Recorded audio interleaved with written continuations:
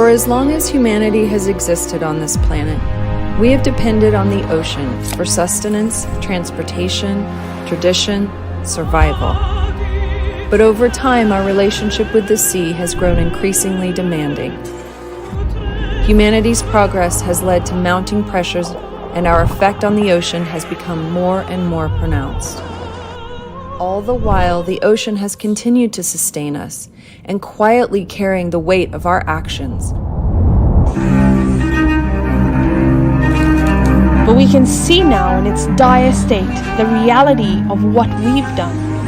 And so, the onus is on us, individually and collectively, to work together, to listen and to share our knowledge, to bridge barriers and to collaborate, to restore the ocean's vibrancy and to bring it new life.